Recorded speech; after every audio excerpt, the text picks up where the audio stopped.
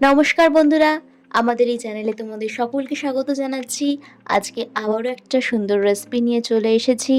আর এই রেসিপিটা যারা বিশেষ করে ওজন কমাতে চাইছো বা ওয়েট লস করতে চাইছো তাদের জন্য একদম পারফেক্ট রেসিপি।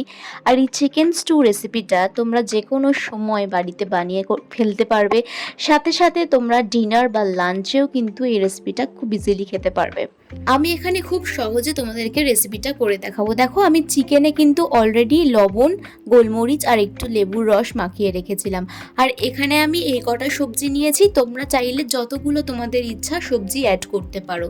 তবে মনে রাখতে হবে চিকেন স্টু বানানোর জন্য বাটারটা কিন্তু খুব ইম্পর্টেন্ট। আর আমি যেহেতু এই রেসিপিটা ওয়েট লসের জন্য বানাচ্ছি, সেহেতু এটা অবশ্যই আমি এখানে বাটারটা একটু কমই দেবো। আর তোমরা বাটারটা অল্প দিয়ে হালকা করে ব্রাশ করে নিলেও কিন্তু এই রেসিপিটা খুব সুন্দর হবে। তার জন্য বেশি বাটার দেওয়ার দরকার নেই। আর এই রেসিপিতে আমি কোনো রকম আদা রসুন বা কোনো রকম মশলা ইউজ করব না।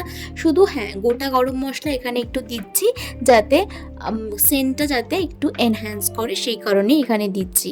আর দেখো, এখানে গোটা গরম মশলা দিয়ে আমি ভালো করে যতক্ষণ না পর্যন্ত হালকা সুন্দর একটা গন্ধ বেরোচ্ছে ততক্ষণ পর্যন্ত একটু নেড়ে নিচ্ছি। আর এর মধ্যে দিয়ে দিচ্ছি কিছুটা পরিমাণ পেঁয়াজ কুচি।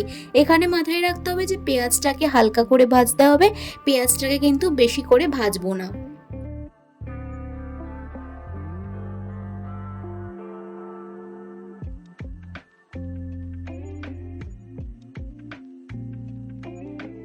পেঁয়াজটাকে ভালো করে ভাজা হয়ে গেছে, বেশি কড়া করে কিন্তু ভাজিনি। এবার আমি চিকেনের পিসগুলোকে দিয়ে দিচ্ছি। চিকেন স্টুতে কিন্তু চিকেনের লেগ পিস নেওয়াটা কিন্তু মাস্ট।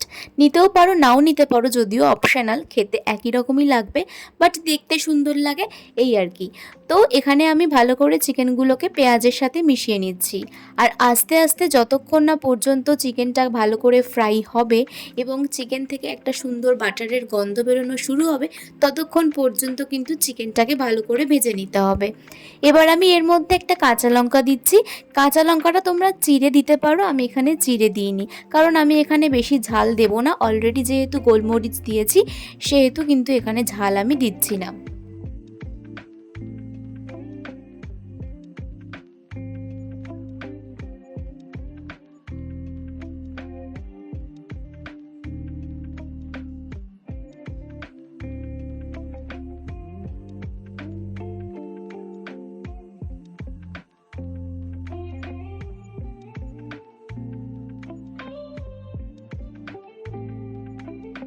এবার চিকেনটাকে আমি হালকা করে ফ্রাই করে নিয়েছি। এবার আমি কিছুক্ষণ এটাকে ঢেকে রেখে দেব। দেখো, আমার এটা মোটামুটি সেদ্ধ হয়ে গেছে। আবারও আমি এটাকে পরে সেদ্ধ করব, তাই জন্য দেখো এখান থেকে কিন্তু বাটারটা ছাড়তে অলরেডি শুরু করেছে আর ভীষণ একটা সুন্দর স্মেল বেরোনো শুরু হয়েছে। তোমরা চাইলে এখানে আদা রসুন ব্যবহার করতে পারো বা যে কোনো মশলা চাইলে দিতে পারো, আমি এখানে দিচ্ছি না। এটা তোমরা ডিনার বা লাঞ্চে অবশ্যই খেতে পারো।